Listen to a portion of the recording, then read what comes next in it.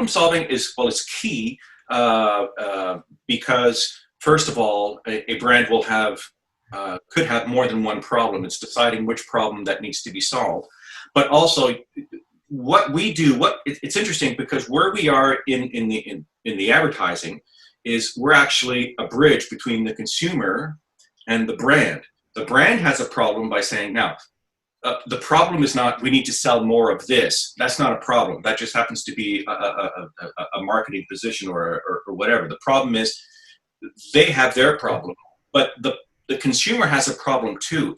And advertising is the bridge that connects the solution to the consumer's problem with the brand's problem, which is, but the other thing too is the solution is that the consumer has a problem and the brand has the solution. And we are the bridge that makes the two connect, and we bring them together that way.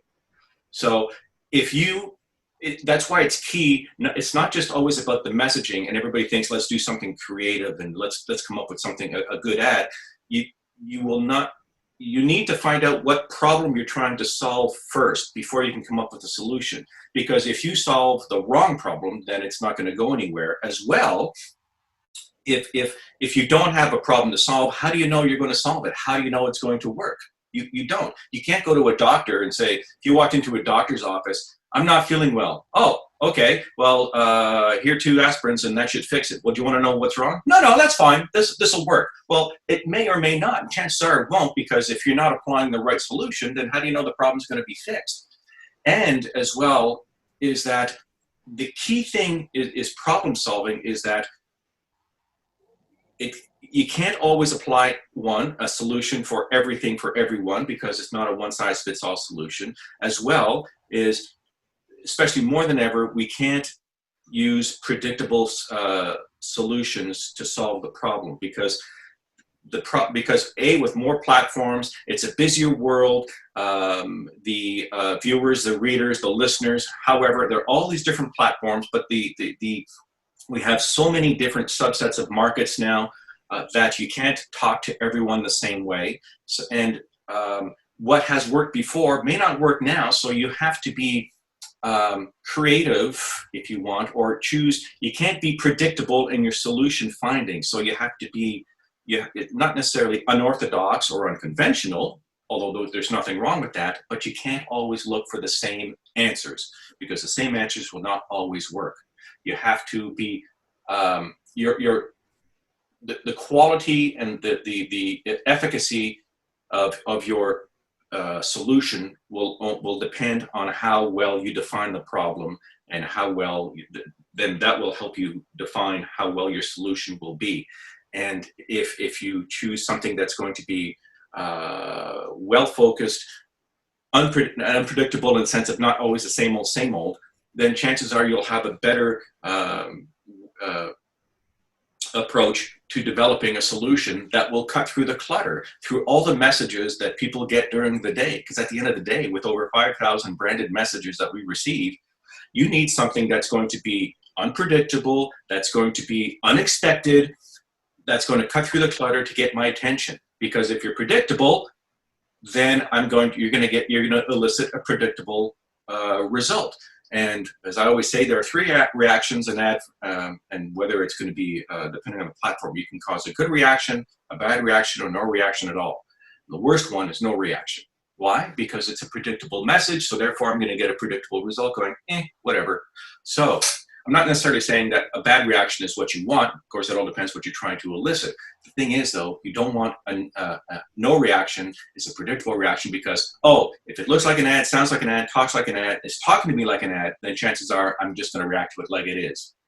So that's why be unpredictable, or so it's get out of developing your problem-solving skills are going to be most important, because that'll help you develop a solution that's going to be, again, focused, but able to cut through all that other clutter. So it's key more than ever now to develop your problem-solving skills and your problem-identifying skills as well. Figuring out which problem you want to solve and how best to go approach it. If a brand is looking just for a branded message to solve all the problems, well, then they're just that's just wishing. I mean, while advertising is certainly there to help, but it's only one of the arrows in the quiver, because a brand has to engage itself in all kinds of different platforms in all kinds of different ways to extend its brand experience, its brand promise. So first of all, it has to be, are you delivering something that the consumers want, right? Is the product good or is the product bad? Because all advertising will do is precipitate the end result. So if you have a bad product and or a bad service and you advertise it, more people go to it, then more people experience it, and it's bad. It'll just promote the demise a lot sooner. So it has to be about, like anything, advertising is one of the ripples, but it's on the outside. The branding has to start from inside, then move out, right? So so it's the quality of the brand itself. What else are you doing to get your message out there to your brand users? Are you engaging with them, with your I don't want to say brand zealots, but those who will promote your brand because they really engage with it? What are you doing with that core group to get them to relay the message? As well as, since you don't operate in a vacuum, what are your competitors doing, and how are you reacting to what they're offering? If we're just going to say, let's just put out a media campaign and let's see what happens, it's great, that's what you're there for. But if you're solely relying on that, then then whoever's running your brand management there's no brand management in the company, then that's not going to be extremely effective. That's just short-term thinking and very narrow focused as well. It's not. And while advertising is a mass medium, the thing is that I'm not suggesting advertising is to talk to everyone, but what else can you do within the managing the brand to get that experience out there? What kind of experiences are you delivering? Are you delivering other kinds of experiences? Are you delivering other kinds of messaging?